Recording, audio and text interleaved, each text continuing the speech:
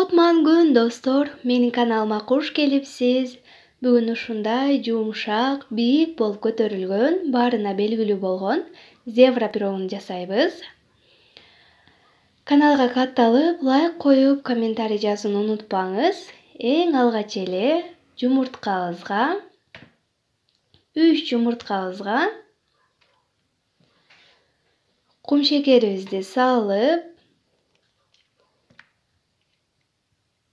4 жумуртка кошсоңуз дагы болот, мен 3 жумуртка коштум. Жакшылап миксердин жардамында аралаштырып алабыз. Болжол менен 5-10 минутага чейин. Аппак болуп көбүрүп, кум шекери толуктай эригенден кийин ушундай масса пайда болуп калат. Андан кийин сары майыбызды салабыз. Бөлмө температурасында же болбосо эритилген болуш керек.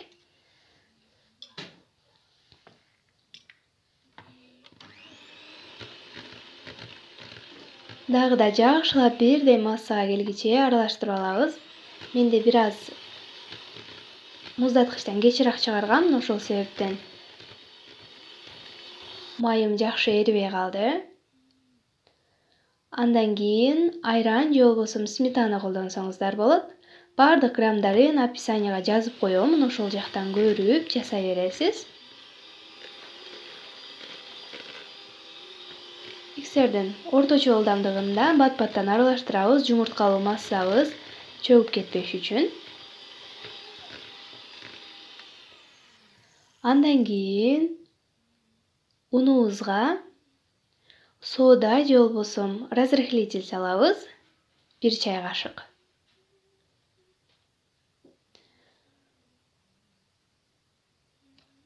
Ушундай негизде салып, аралаштырып алып,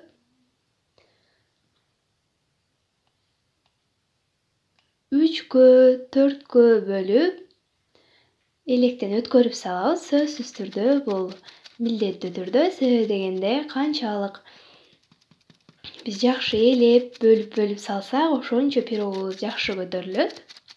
Эң негизги сыры ушунда, кандай пирог бышырсаңыз деле сөзсүз түрдө ээлеп, жана ошондой эле 3кө же болбосо 4кө бөлүп аралаштырып аласыз.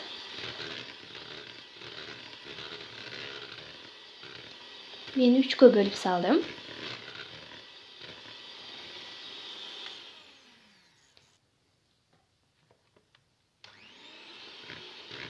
Миксердин орточо ылдамдыгын колдонсок жакшы болот.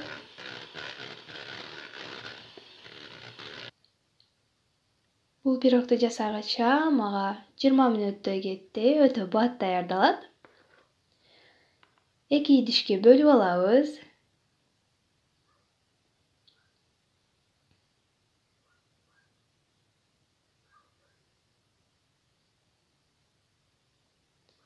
Ушундай негизде бөлүп алып,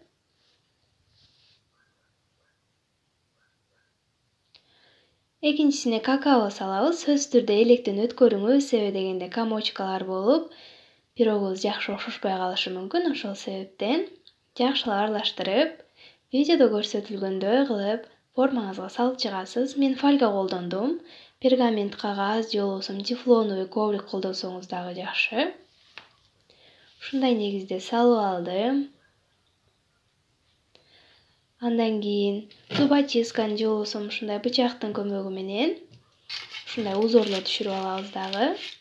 Өзүңүздүн духовкаңызга карап бышырып аласыз. Менин духовкам өтө табы күчтүү болгондуктан үстүнө фольга коюп, астына противень коюп бышырам ар дайым.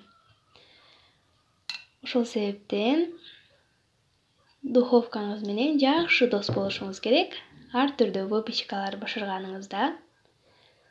Мынакей өтө жумшак, ооздоо эрий турган биздин пирогубуз даяр болду. Сөзсүз түрдө жасап көрүңүздөр, ой пикир калтырып, каналга катталууну унутпаңыздар. Сиздер менен болгон Ширин Kitchen